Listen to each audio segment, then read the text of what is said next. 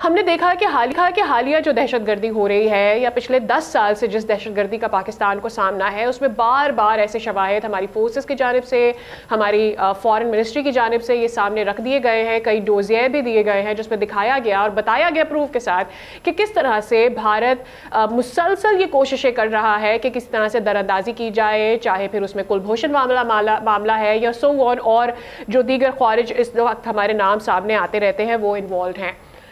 कोई कभी रह नहीं गई है। आपको क्या लगता है कि भारत ये जो दहशत गर्दी कर रहा है इसका आखिर तोड़ क्या है? हम बार बार इस चीज को हाईलाइट कर चुके हैं किस तौर से भारत इन्वॉल्व है इसमें।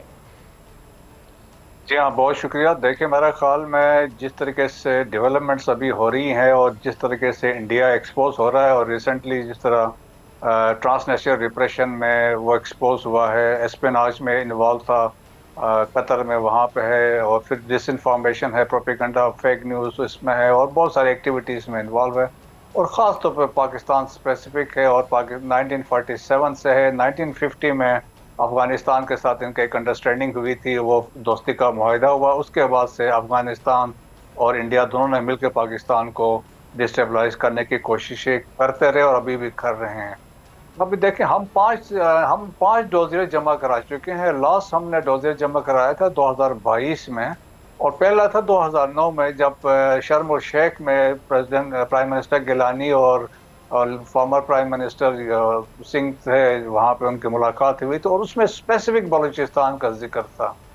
और इसी तरीके से हमने एविडेंस भी दिया है, तो यूनाइटेड नेशन सिक्योरिटी काउंसिल में भी लेके गए, हर दफ़े जगह पे है। तो लेकिन अनफॉर्चुनेटली कि इसमें फैक्टर जो भी आता है कि नेशनल इंटरेस्ट की बात आती है, बाइडेन एडमिनिस्ट्रेशन में तो उन्होंने टोटली इसको इग्नोर किया, क्योंकि वो चाह रहे थे कि इंडिया यहाँ रीजन में एज ए पुलिसमैन का किरदार अदा कर रहा है, चाइना को कंटेन करना चाह रहा है। तो वन ऑफ दैट फैक्टर हम कह सकते हैं कि उसमें वो इंटरेस्ट था।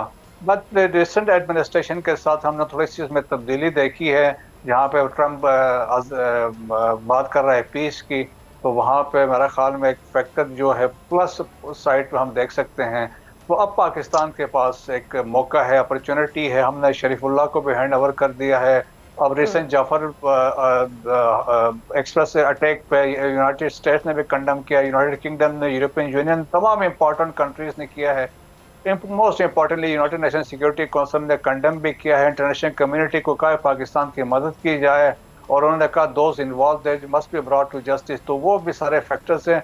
सो पाकिस्तान के पास एक अपॉर्चुनिटी बन गई है। हम यूनाइटेड नेशन सिक्योरिटी काउंसिल में मसला लेके जा सकते हैं of Indian involvement, India in Afghanistan, terrorism in Pakistan, और मेरे ख्याल में चाइना की मदद से ये चीज़ स्टेबल हो सकती है।